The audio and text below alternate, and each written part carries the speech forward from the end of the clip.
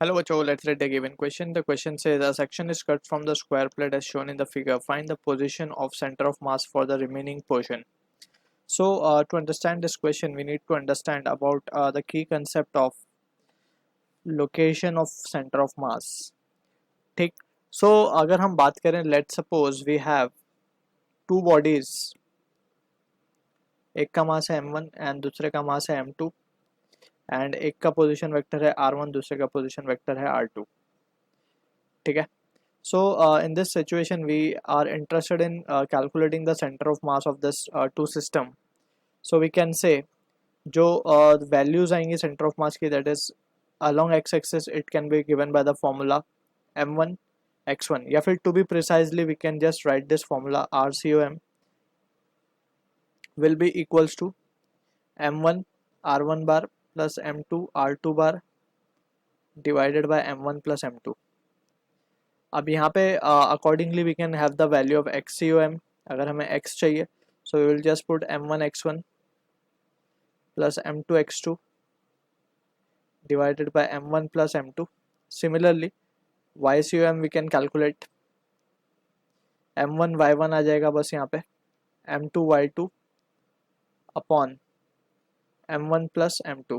these are for two body system we have derived it. for ज़्यादा bodies होंगी तो उसके accordingly we can add the terms. ठीक. so this is the formula that we use for calculating the center of mass for two objects basically we can say.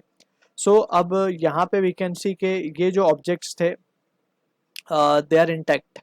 Means बोलने का मतलब ये है कि ये दो ऑब्जेक्ट्स में से कुछ निकल नहीं रहा था या कुछ ऐड नहीं हो रहा था. Just these are two isolated objects और ये दोनों रखे हुए थे और उनका सेंटर ऑफ मास हमें कैलकुलेट करना था. तो according this formula we can calculate. अब अगर बात करें हम सब्ट्रैक्टिव केस की, दैट मीन्स पोर्शन जो कुछ पोर्शन अगर हम ऑब्जेक्ट में से निकाल लें और उसका सेंटर ऑफ मास हमें कैलकुलेट करना हो तब कैसे होगा. लेट्स से फॉर एग्जांपल जैसे हमें एक जनरलाइज केस हमें निकालना होगा यहाँ पे, because nothing dimension is not been mentioned over here. So let's say इस स्क्वायर में से हमने यहाँ से कुछ सेक्शन काट के निकाल लिया. This is the section we have cut from the square plate. ठीक है. एंड अब इस स्क्वायर प्लेट का मास हम मान लेते हैं m2, इसका हम मान लेते हैं मास m1. राइट. सो यहाँ पे we can think of a concept of a subtractive mass. एक का मास है m2 m1 और दूसरे का मास है minus m2 because it is been subtracted. So हम यहाँ पे जस्ट एक हाइपोथेटिकल कंसेप्ट ले रहे हैं जो कि नेगेटिव मास है. ठीक. अब यहाँ पे we can see if we wish to find the center of mass of the remaining portion, so just we have to see कि अगर हमें x coordinate find करना है उसका, so what we will do is we will say m1 x1 minus of m2 x2 आ जाएगा क्योंकि second mass is of negative value. ठीक. so ये दो individual masses की तरह behave करने लगा, एक m1 और एक minus m2 upon m1 minus m2. so this is the thing we need to clear with. और सिमिलरली वाई सी एम भी हम निकाल सकते हैं m1 y1 minus m2 y2 divide by m1 minus m2. So this is the concept behind the remaining portion कैसे calculate करना है. पे एक चीज़ हमें केयरफुली ध्यान रखनी होगी, that is about this value x1 x2 y1 and y2. So अगर हम मान ले के let's say this is the centre of mass of the whole body. Right. पूरे स्क्वायर प्लेट का सेंटर ऑफ मास उसके ज्योमेट्रिकल सेंटर पे लाई करेगा. राइट. अब यहीं से वी कैन सी कि ये जो इसका इस जो स्क्वायर हमने कट आउट करके निकाला है उसका centre of mass we can say this will be the position, that is we can consider the origin to be at this point 0,0 and accordingly we can have the value of x1 and x2. ठीक है. तो x1 की जब हम बात करेंगे so x1 will be the center of mass of the whole that is the complete square. और जब x2 की बात करेंगे so it is the distance of the centre of mass of this small square, यानी कि ये distance हो जाएगा हमारा x2.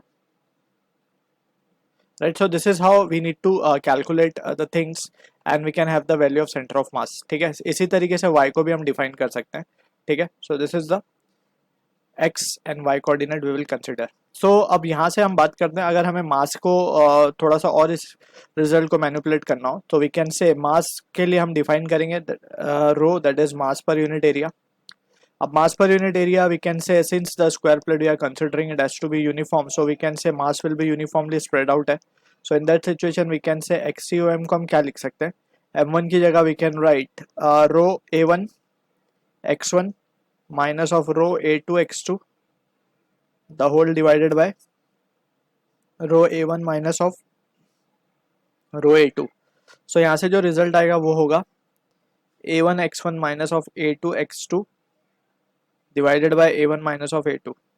ठीक, सिमिलरली YCOM भी हम लिख सकते हैं, तो यही रिजल्ट आएगा a1 y1 minus of a2 y2 divided by a1 minus of a2.